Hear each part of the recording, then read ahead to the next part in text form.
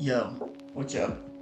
Um, so since I moved into my new place, my mom has been trying to offload a bunch of my old childhood shit on me because it's just not good. They want it out of their house, so they decided to load it into my house. Um, which is fine, I guess. But what I thought would be interesting is a lot of these boxes and stuff I haven't opened in years.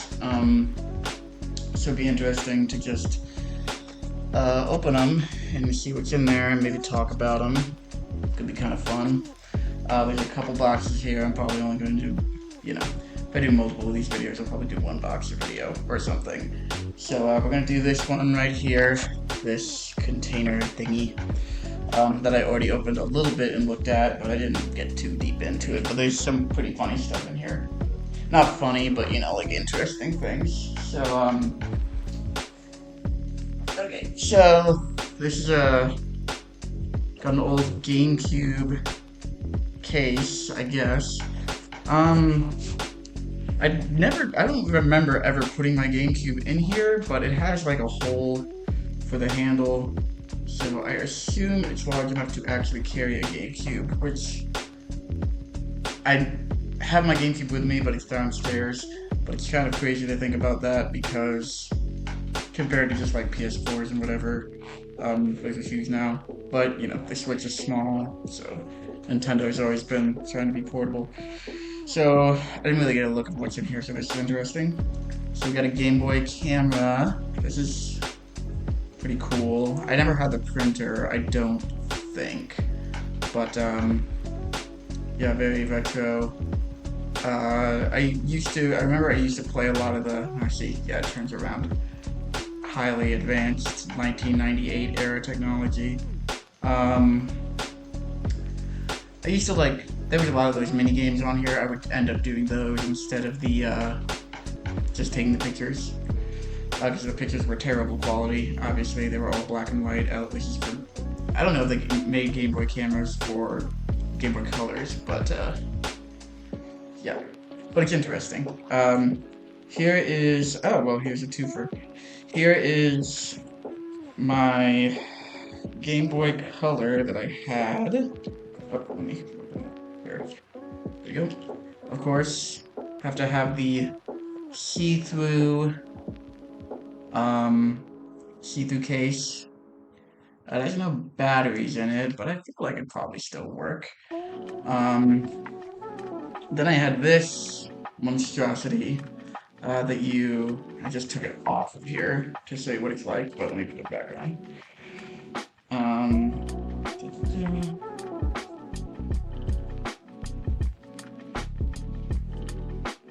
Oh my god, it's a good TV. Okay, whatever. It's stupid. This straps onto the Game Boy, kind of like that. So it has these two buttons and a control stick that's supposed to move the pad.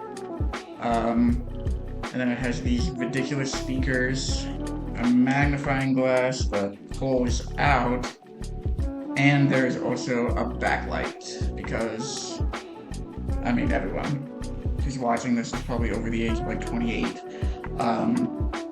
Game Boy Colors did not have lights before, so they were like impossible to look at unless you were playing in the sun or with a lamp like right on it. I don't know what this is. This is probably, oh, I don't know. I don't know what this is. This is a spare wire. Here's a little case for GameCube games. Oh, and here is a Game Boy player, which you put on the bottom of your GameCube and let you play Game Boy Advance games on the TV, which is actually pretty cool. So, interesting idea there. So that's what's in that thing. So, let's move on to the next thingy. Okay, this is a Sega Genesis Nomad. This is basically a portable Sega Genesis. Put the game in the slot up there. And yeah, they even have a port for another controller. really tiny ass screen here. The thing I remembered about this is that it can be battery operated, or oh, it has like a rechargeable battery. That's what that is. It eats through the battery like crazy fast, so like you probably get like maybe an hour of gameplay out of it. But there is a DC in thing, and you can plug that into a wall, and then it will just work like a regular Genesis, but handheld. I remember using this on road trips and stuff, but again, it was not very great. I would generally plug it into the cigarette lighter through one of those DCNs. But yeah, I was a Genesis person. I did not have a Super Nintendo. And you will see how much of a Genesis person I am, because a lot of the stuff in here is Genesis. Speaking of a box, what is in the box? Genesis games, of course. We'll go through these. Some of these I remember and recognize as ones that I played a lot as a kid, some I don't think I touched. So here we just have Tommy Lasorda Baseball. Don't think I ever touched that. Notorious Lion King. I had a lot of Disney games. I was a Disney kid, so Richard Scarry's Busy Town. I played the hell out of this. This is a lot of dumb little mini games. But there's one mini game where you like run a soda stand or something, and when you mess up the little guy, I forget the cat's name, but the little cat, he goes like, "It's not flying," and I think about that a lot. I think about that little voice clip. And there's another one where you were a little tornado, and your whole job was to like pester a beach and annoy everyone, which I thought was kind of hilarious. Zombies Ate My Neighbors. I tried to play this a couple times. I think I got really frustrated by it, but now that I'm older, it's pretty cool. Just as I'm more into like these B horror movies and stuff, it's cool to have a game like that. Earthworm Jim 2. I played this quite a lot. I was not very good at it. I was not very good at a lot of video games. I still am not very good at video games. Subterranea. Don't know what this is. Kind of look like an Arcanid or something like that. Kind of clone. Comic Zone. This one's cool.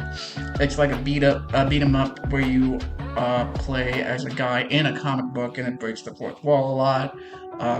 It's really cool. The main character is the comic book artist, but he's like comes off as so badass, and I don't know, just people who draw. No offense to people who draw comics, but I think people who draw comics in the 90s had a very inflated sense of self-worth. Because he's like, "Oh, I'm so fucking cool, dude." Like Teenage Mutant. It's not Teenage. I don't even know. It's like kind of Teenage Mutant Ninja Turtle. He's kind of a superhero, but it's just kind of, you get more of a Teenage Mutant Ninja Turtles vibe out of the world. A lot of ninjas and mutants and stuff. This is a 6-pack. There were a lot of these on the Genesis. This has Sonic the Hedgehog. Oh, I played this one a lot, actually. Sonic the Hedgehog, Golden Axe, Streets of Rage, Revenge of Shinobi, Columns, which I assume is probably a Tetris ripoff, and Super Hang-On. One thing I noticed, a lot of these have this Sega tip hotline. Probably doesn't exist anymore. And a lot of K2A. I think that there's a lot of these rating systems that don't exist anymore. I think K to A is basically what they do for E now. And there's EC, Early Childhood. This is for, this is baby games. But I think KA is kind of, E is for everyone now. Vector Man, this one's good. Very fun game. Let's see. Sonic 3 Mega Hit Series. I think I have Knuckles, Sonic and Knuckles somewhere, but I don't know if I ever had the thing that lets you double. Okay, we get some weirdly shaped ones here. NHL Hockey 91. So before I was even born. And then NBA Live 97. I didn't really play a lot of sports games, I still don't. Earthworm Jim 1, pretty cool. NFL 95. Some of these I probably just got from a yard sale or something. We used to go to yard sales and flea markets a lot, and I would always go to the people selling, secondhand Genesis or Super Nintendo games, and I probably just bought up anything I could. I made my mom, when eBay was at its height and you could get these games for like 5 cents a game, people were just trying to offload them. I remember ordering basically like crates of it. One time I ordered a thing, it was probably like $20-$30 worth of games or whatever, and the dude sent me like 2 whole Genesis consoles. This is ridiculous.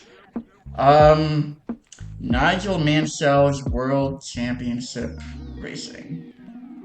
Don't think I touched that. Just I don't know what this is. I assume it's probably a puzzle game. Clay Fighters. Clay Fighters is really awesome. The controls are awful, but the aesthetic is really banging. Claymation, irreverent fighting game, pretty cool. There's a couple other ones. I think there was like Clay Fighters on the N64 at least. Champions World Class Soccer, also never touched. Sonic 3D Blast with a Blockbuster videotape on the back.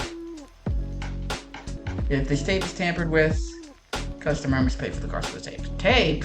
It's not a tape. Oh, this tape. Duh. Stupid. 3D Blast was cool. I mean, obviously kind of not nearly as good as the 2D Sonics, but it's interesting, and I think it was like that blast processing. Ugh. Sega does what Nintendo don't kind of thing. Super Thunderblade. This is probably a shoot 'em up. Mighty Morphin Power Rangers. I played this one a lot too. This is a beat 'em up where you play as the Power Rangers, Rangers Rodon, and all that kind of stuff. And there are stages where you get into the Zord. That's pretty cool.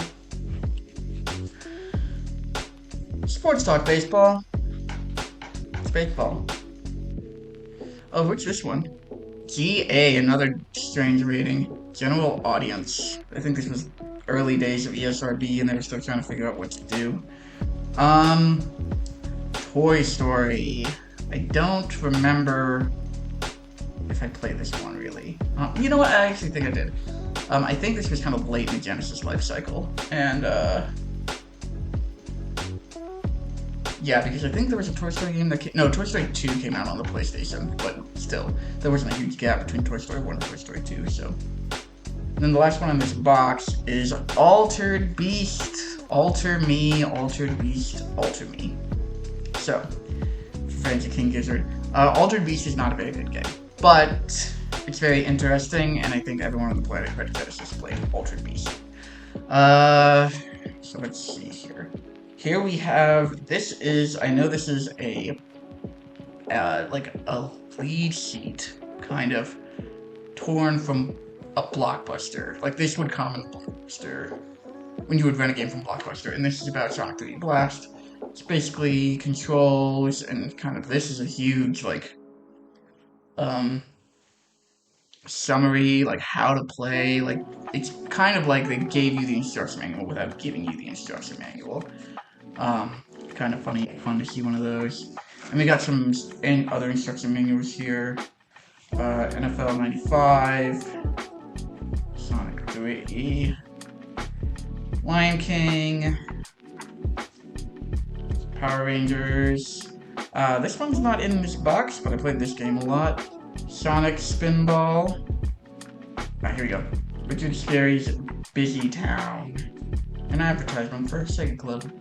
I want to see if it can tell me what the little dude's name is. Okay, Lowly, of course. Lowly's the worm. Hucklecat. Weird. Oh yeah! I remember all these. This was like one of my, like, I was 4 or 5 when I had this. I played this one a lot. You could, there was one where a lot of them were like puzzly games. This one was like build a boat, this one was build a house. Those two were similar. Delivery truck. Oh, Bruno's Deli, that's the one with the, it's flowing! Oh, the fire station. You had to put out a fire, and the wind, which was the annoy the residents of Busy Town.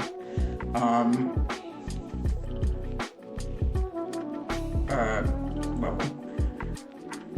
And then we have another one here, Earthworm Jim 2, another blockbuster one. Let me see. No, I think I can keep going.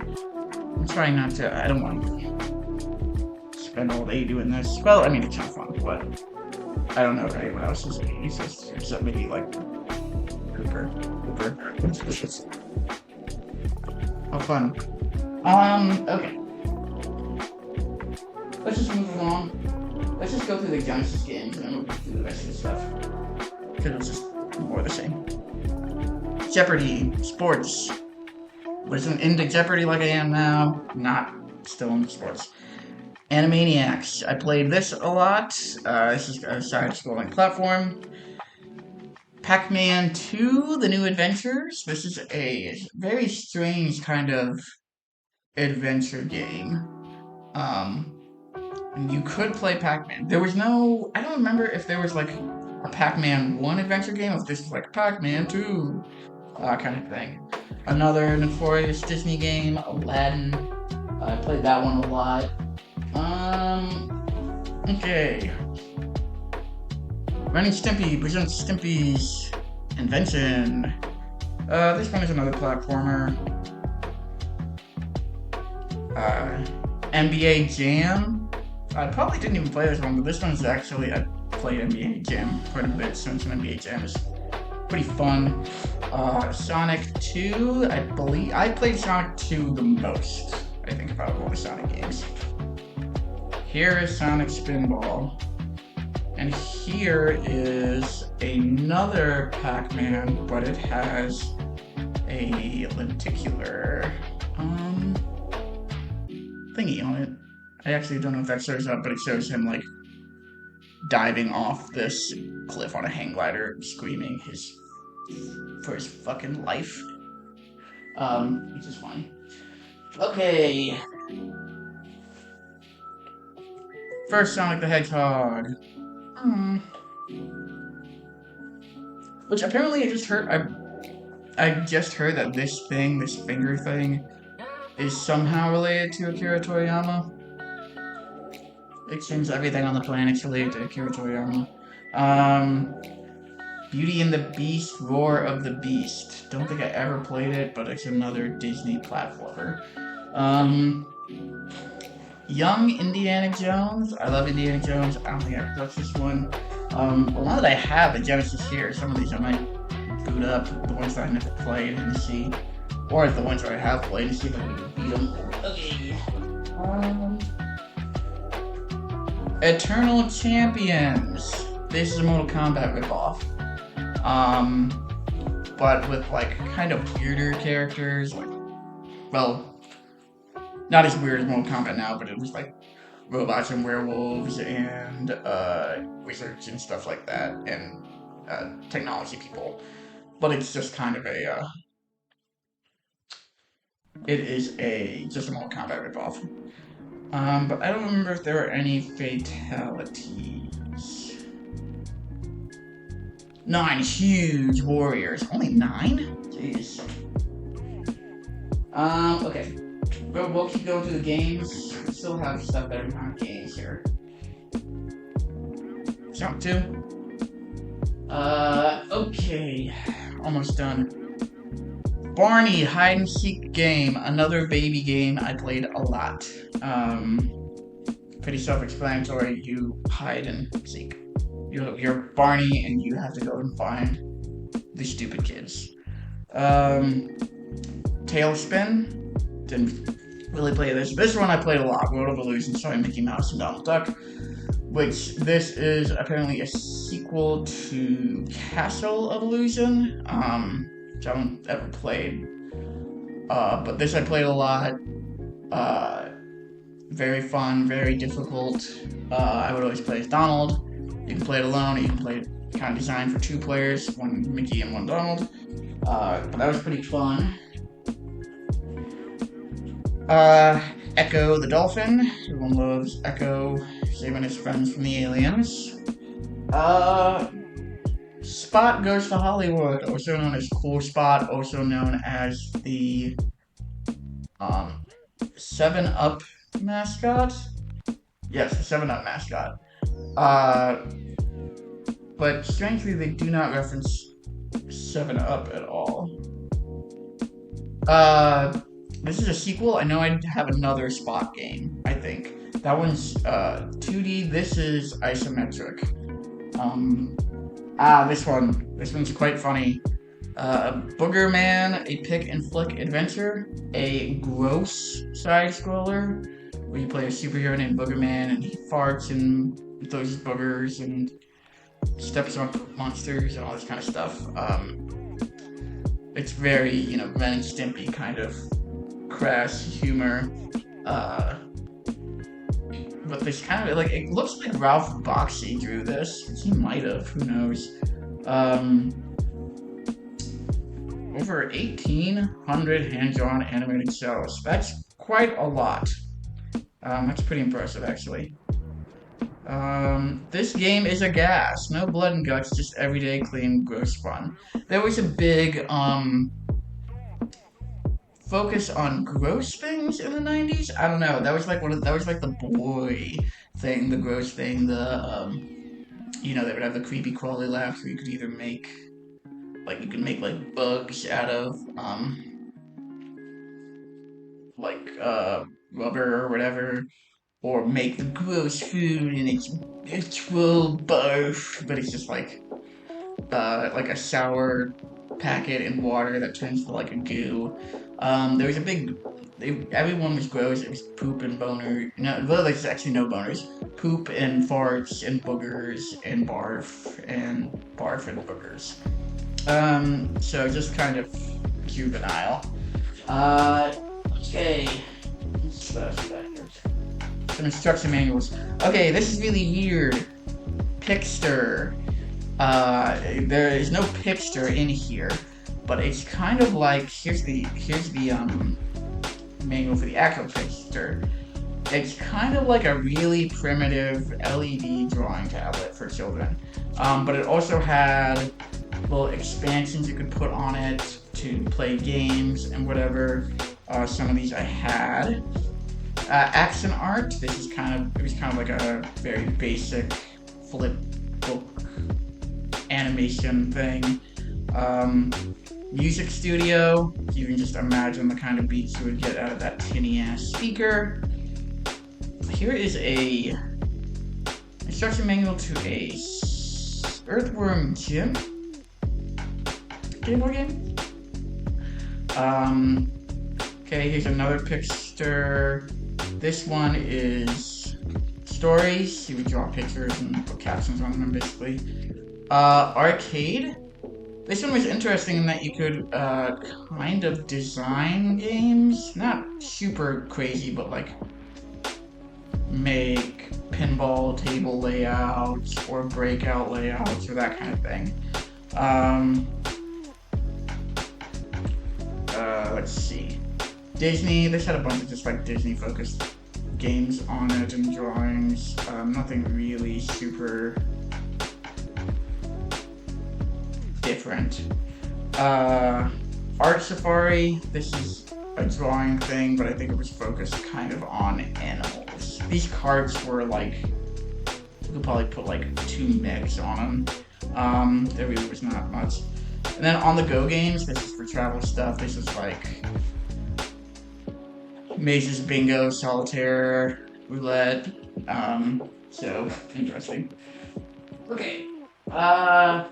Here, there's just a bunch of plugs. I do not need to show you all of these plugs. the father for the Genesis. Here is a Genesis flight stick.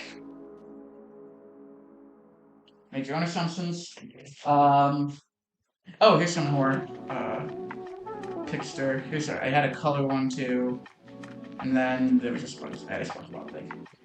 Okay, now here's some. We're getting to the end of this box and this video, and there are some strange things here, but strange in kind of a cool way. Okay, so here is a very fun. I think this one's really fun. An old relic, a Walt Disney World Vacation Planning cassette. So, back when everyone on the planet had a VCR and it cost $5 to make a cassette, Disney would send you this. You would call Disney or go to your like AAA agent and be like, I would like to go to Disney, please. Please call Roy or Walt or whoever. And they'd be like, okay, here is this dumb tape for you. And this is our sizzle reel of the park, of all the cool things you can do. So this was post Animal Kingdom. I'm pretty sure Animal Kingdom was fairly new. I cannot find a copyright date on here. Otherwise, this is also a very strange blue color tape. I cannot find a copyright almost anywhere to give you an exact date. But if you went by what's listed in here, you could probably figure it out. So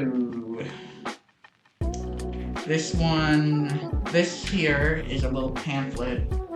So there's a map of the property. So, trying to see what. I mean, I can't tell from here what their most recent park or area constructed was. But, you know, this was still when there was Downtown Disney and Disney MGM Studios instead of Hollywood Studios in Disney Springs. But some of these things, bruh, I don't even know if this is like this anymore. $77 a night to stay at one of the all-star resorts. That's fucking crazy, dog. Like, no wonder we went all the fucking time. Like, that is cheap as hell. I do not know what. Here, let me actually look. I'm gonna look and see what a night at the All-Star Music Resort costs now.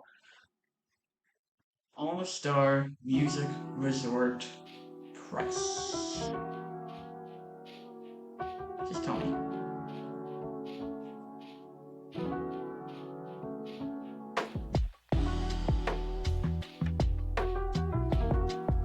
Okay.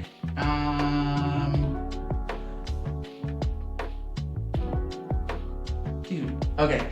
So these places are telling me about 116. Oh, here we go. Roommates from actual Disney. I know this is very thrilling to look at.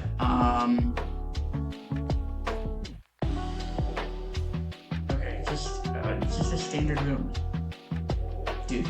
Okay, well, probably $100-something now for a standard room. So at least 25% increase. See what else is in here.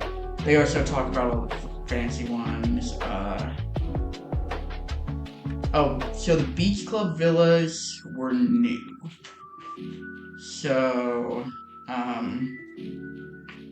that's the indication. And they had all these packages, a vacation package, which I don't even think they do anymore. This is a really great. Ooh, oh, these prices. Okay, great. Okay, so a 4-day park hopper ticket for a person who is ages 10 and up is $192. Now let's see what it is today. Okay, this is fun. Okay,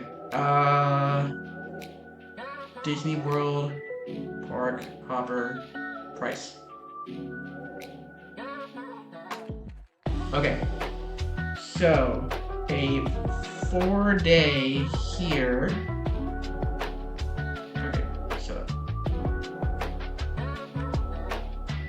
Okay, 4-day park hopper is $112 per day. This is 192 for 4 days. So, you know, this is why I don't go to Disney anymore. And I'm not a child and I don't have a child. But that's just ridiculous. That was kind of one of the more interesting, that was kind of the impetus that made me think about doing this video to see how Disney has fallen.